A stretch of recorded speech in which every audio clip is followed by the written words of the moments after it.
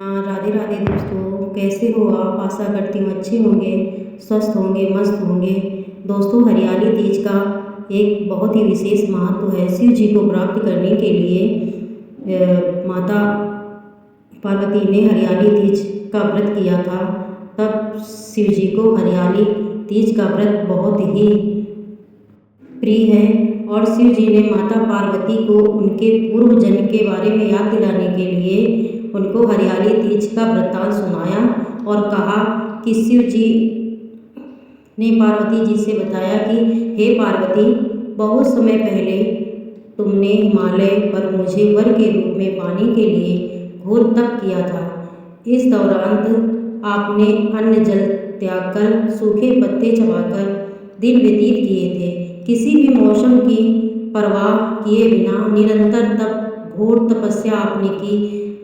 तुम्हारी इस स्थिति को देखकर तुम्हारे पिता बहुत दुखी थे। ऐसी स्थिति में नारद जी आपके घर गए। जब तुम्हारे पिता ने नारद जी से उनके आगमन का कारण पूछा तो नारद जी बोले, हे गिरिराज, मैं भगवान विष्णु के भेजने पर यहाँ आया हूँ। आपकी कन्या की घोर तपस्या से प्रसन्न होकर वह उससे विवाह करना चाहते हैं। इस बारे में हे पार्वती जी ने आपके पिताजी से पूछा कि आपकी क्या राय है, मैं यह जानना चाहता हूँ। नारद जी की बात सुनकर पार्वती आपके पिता बहुत ही प्रसन्न होकर बोले, हे नारद, यदि स्वयं भगवान विष्णु मेरी कन्या से विवाह करना चाहते हैं तो इससे बड़ी कोई बात नहीं हो सकती। मैं इस विवाह के लिए तैयार हूँ। फिर शिव जी पार्वती जी से कहते हैं कि तुम्हारे पिता की स्वीकृति पाकर नारद जी विष्णु जी के पास गए और यह शुभ समाचार सुनाया। लेकिन जब तुम्हें यह विवाह के बारे में पता चला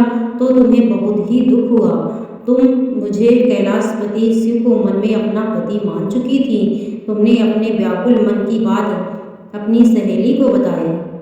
आपकी सहेली ने यह सुझाव दिया कि वह तुम्हें एक घनघोर वन में ले जाकर छुपा देगी और वहाँ रहकर तुम शिव जी को प्राप्त करने के लिए घोर तपस्या साधना करना। इसके बाद तुम्हारे पिता तुम्हें घर में ना पाकर बड़े चिंतित और दुखी हुए। वह सोचने लगे कि यदि विष्णु जी बारात लेकर आ गए और तुम घर पर नहीं मिली तो क्या होगा। उन्होंने तुम्हारी खोज में धरती पाताल एक करवा दिया, लेकिन आप नहीं मिली है पार्वती। तो तुम वन में एक गुफा के भीतर मेरी आराधना में लीन थी।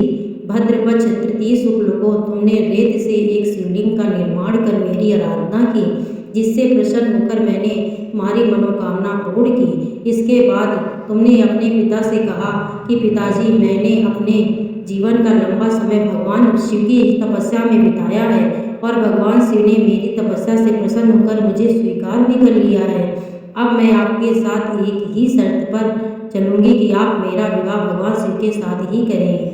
पर्वतराज ने तुम्हारी इच्छा स्वीकार कर ली और तुम्हें घर वापस ले गए। कुछ समय बाद उन्होंने पूरे विधि विधान से हमारा और आपका विवाह करा दिया।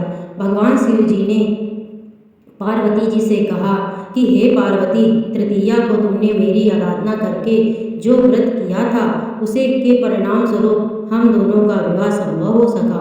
इस तप व्रत का महत्व यह है कि मैं इस व्रत को पूर्ण निष्ठा से करने वाली प्रत्येक स्त्री को मनवांछित फल देता हूँ। भगवान शिव ने पार्वती जी से कहा कि इस व्रत को जो भी स्त्री पूर्ण श्रद्धा से करेगी उसे तुम्हारी तरह अचल सुहाग की प्राप्ति हो। और हे पार्वती, इसीलिए सावन के महीने में ये हरियाली तीज पड़ती है, जो मुझे अत्यंत प्रिय है, क्योंकि तुम मुझे बहुत ही प्रिय हो। दोस्तों, इस प्रकार शिव जी ने पार्वती जी को हरियाली तीज का महत्व बताया और जो भी हरियाली तीज का व्रत सच्चे मन से करता है, भोले बाबा उसकी मनोकामना जरूर पूरी करते हैं। हर महादेव की